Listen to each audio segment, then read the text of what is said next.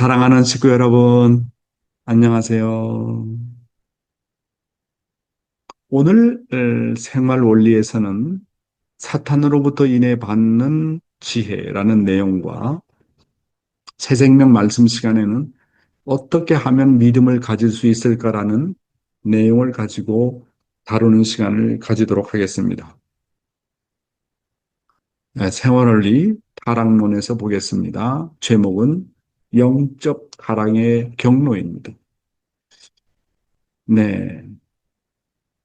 예, 원리 본문을 읽어보겠습니다. 사랑에 대한 과분한 욕망으로 인해서 자기의 위치를 떠난 루시엘과 하나님과 같이 눈이 밝아지려고 때 아닌 때에 때의 것을 바란 해와가 서로 상대 기준을 조성해서 수수작용을 하게 되었으므로 그로 인한 비원리적인 사랑의 힘은 그들로 하여금 불륜한 영적인 정조 관계를 맺게 하였던 것입니다.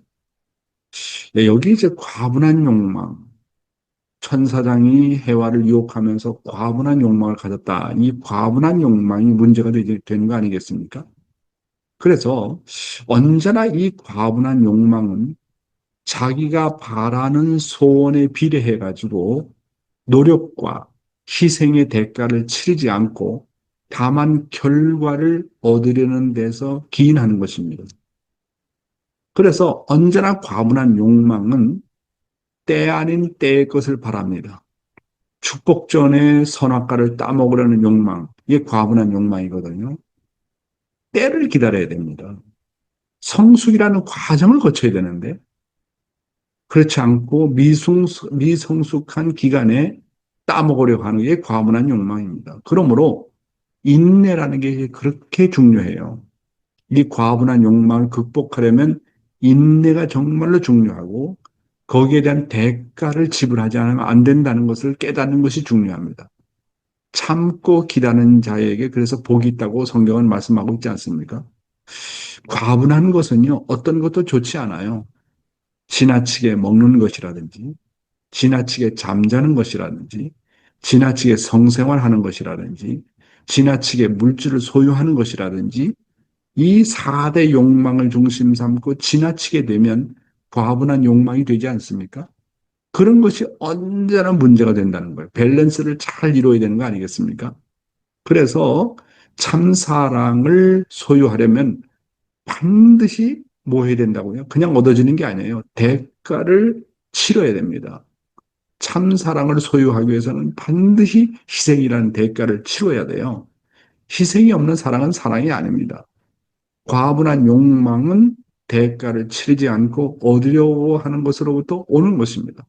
그래서 아버님이 이제 자주 쓰시는 말씀이고 또 한국 사람들이 자주 쓰는 말이 뭐냐면 도둑놈과 같은 심보다. 도둑놈, 훔쳐가려 한다는 거예요.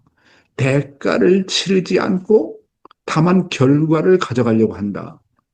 이것이 문제라고 하는 거예요. 그래서 이 과분한 욕망을 우리가 극복하려면 자기가 자기 자신을 잘 다스려야 돼요. 그 다음에 인내하는 것이 정말로 중요해요. 참고 기다려야 돼요. 그 다음에 뭐라고요?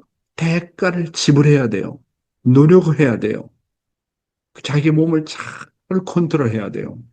이 과분한 욕망을 다스리는 방법이 바로 그렇습니다. 이거 하지 않으면 언제나 사고가 나고 문제가 벌어지는 거 아니겠습니까? 예, 다음 원리 내용을 볼게요.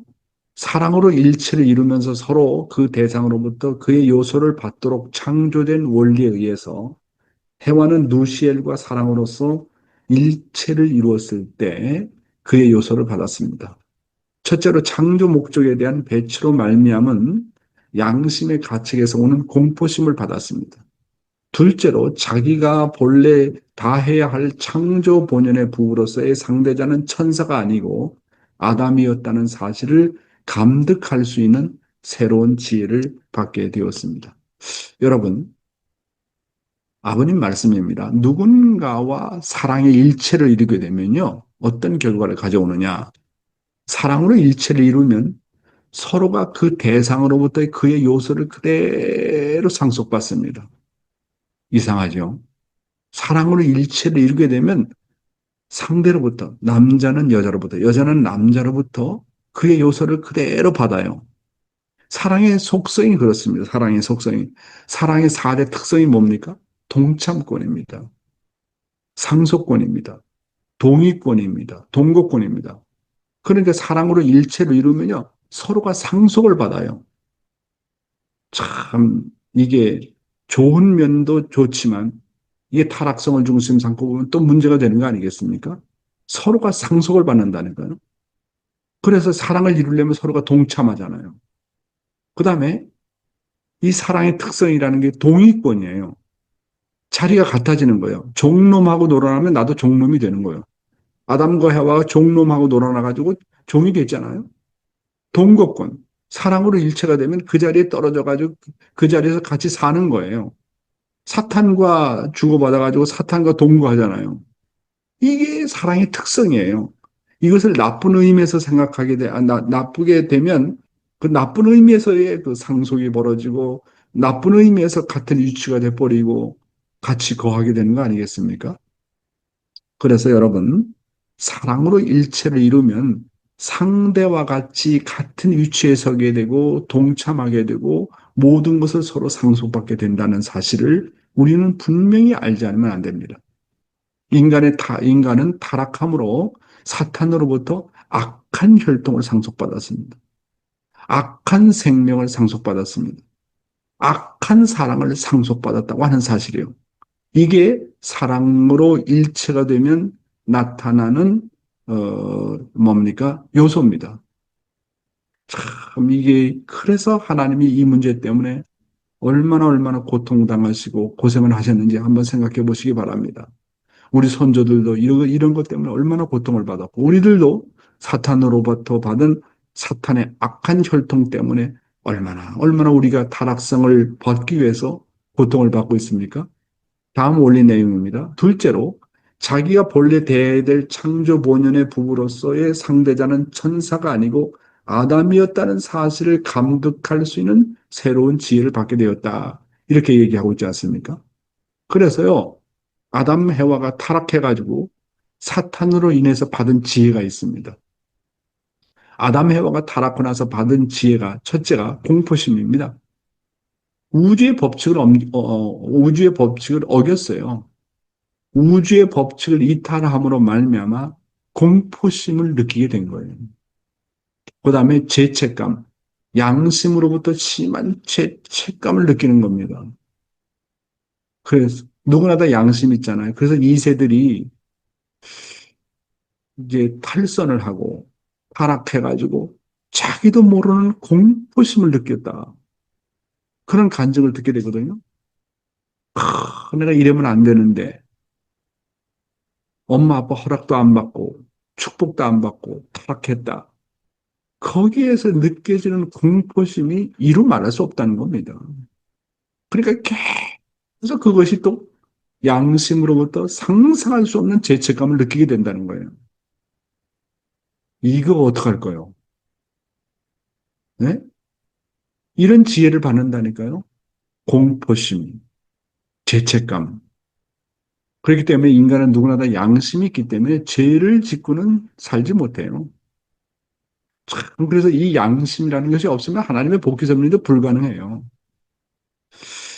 사탄은 음란의 천재입니다. 타락한 인간은 언제나 사탄으로부터 그래서 지혜를 받아요.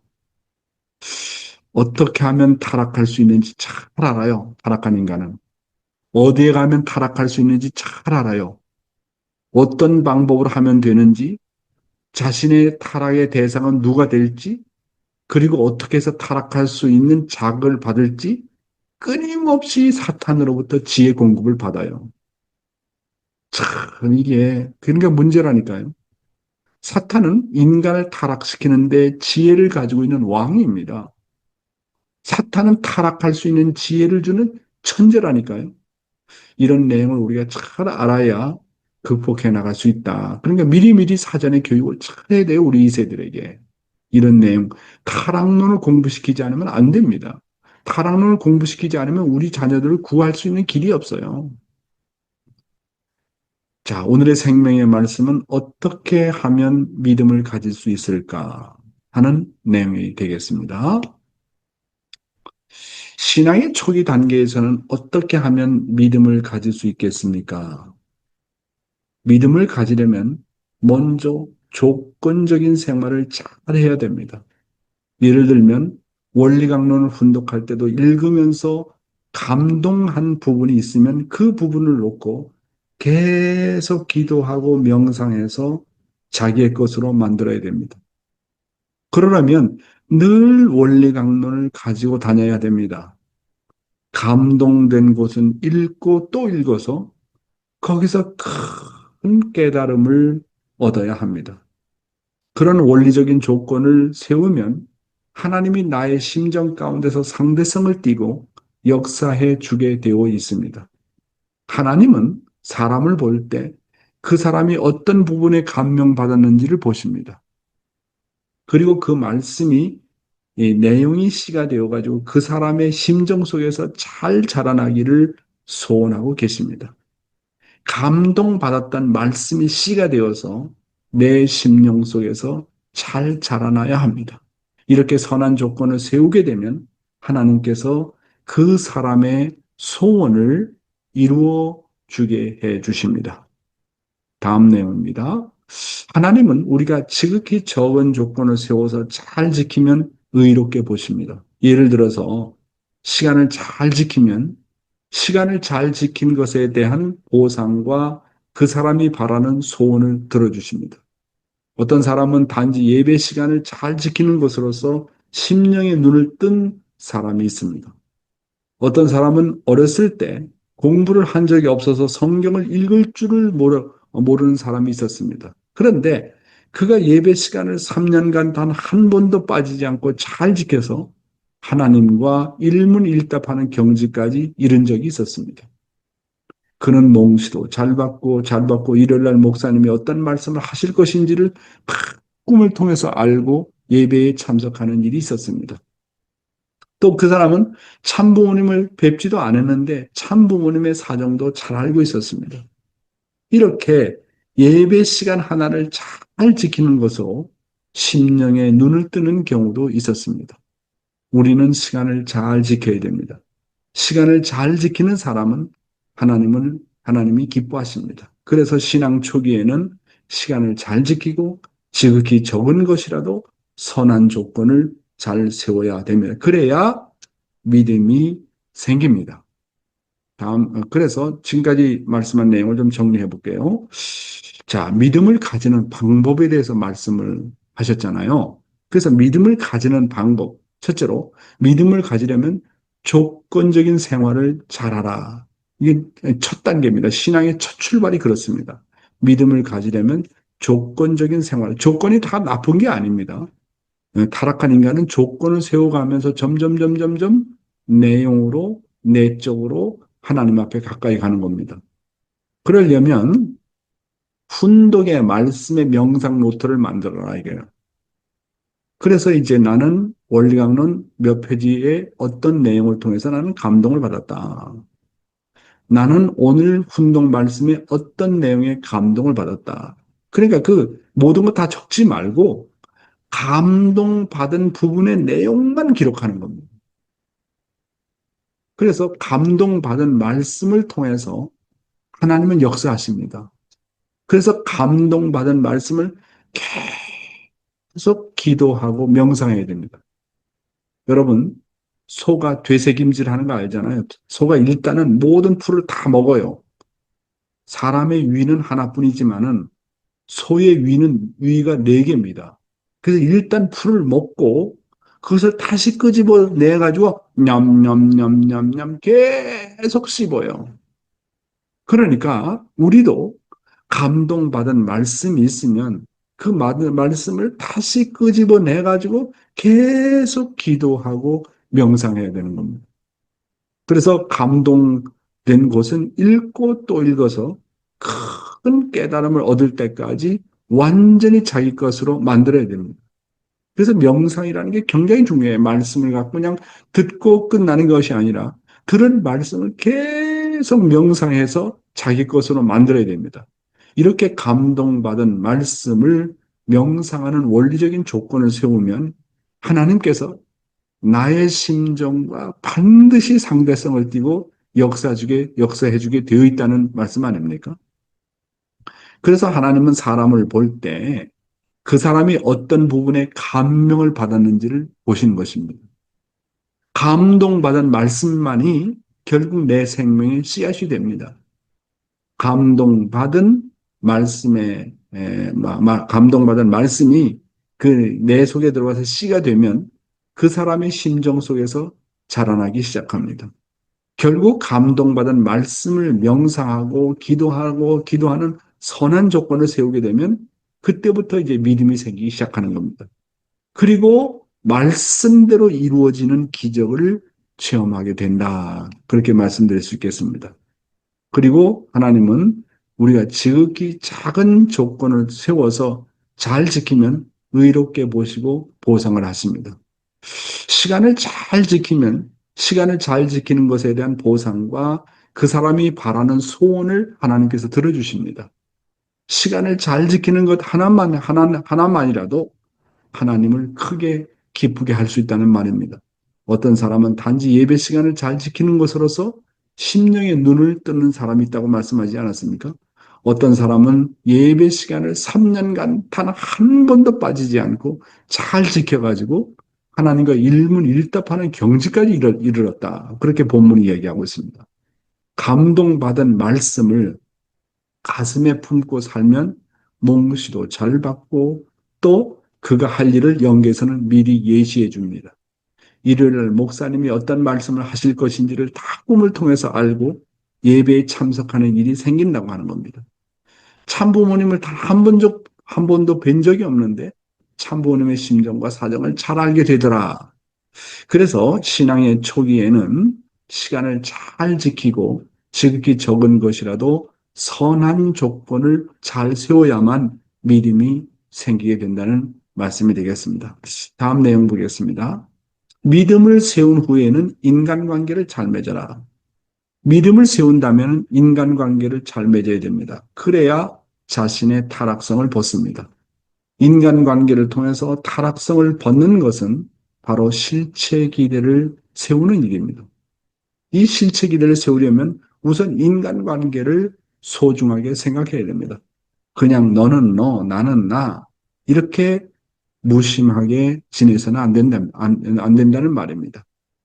내 주변 사람이 모두 나의 타락성을 벗겨줄 사람이라고 생각하고 그들을 섬겨야 됩니다. 잘 섬기고 주고받으라고 했다고 해서 그들과 행적으로 놀아나라는 이야기는 아닙니다. 요즘은 시대가 달라져서 단지 21수련 받는 것으로 자신의 믿음의 기반을 확실히 닦을 수 있습니다. 사랑하는 식구 여러분, 소생기에는 뭐 하라고요? 믿음의 기대를 세우는 일이고 믿음의 기대는 믿음을 세우는 일입니다. 믿음은 먼저 감동받은 말씀을 기도와 명상을 해가지고 자기 것으로 만들어야 세워집니다. 그리고 믿음의 아벨 앞에 절대신앙, 절대사랑, 그리고 절대 복종하는 기준을 세워야 됩니다. 다음은 장성 단계에 올라가서 실체 기대를 세워야 됩니다. 실체 기대를 세우는 일은 바로 가인과 아벨의 관계, 즉 그 어느 누구하고도 인간관계를 잘 맺는 일입니다. 장성기 단계는 내가 아벨을 섬기는 것을 통해서 타락성을 벗는 일입니다. 이렇게 인간관계를 통해서 타락성을 벗는 것은 바로 실체 기대를 세우는 일입니다. 이 실체 기대를 세우려면 우선 인간관계를 소중하게 생각해야 됩니다. 사람은 누구나 천주보다 귀한 존재라고 생각하고 섬겨야 합니다. 인간관계에 무심해가지고 그냥 너는 너고 나는 나다 뭐 아벨은 아벨이고 가인은 가인이다 이렇게 무심하게 되면 타락성을 벗을 수 있는 길이 없어요. 내 주변 사람이 모두 나의 타락성을 벗겨줄 사람이라고 생각하고 그들을 섬겨야 됩니다. 잘 주고 잘 받으라고 했다고 해가지고 중심이 없이 그냥 행적으로 그냥 인간관계를 만들고 그렇게 되면 문제가 생긴다는 말입니다. 음? 오늘은 그래서 여러분에게 어떻게 하면 믿음을 가질 수 있는가 이런 내용을 가지고 말씀을 드려보았습니다. 감사합니다.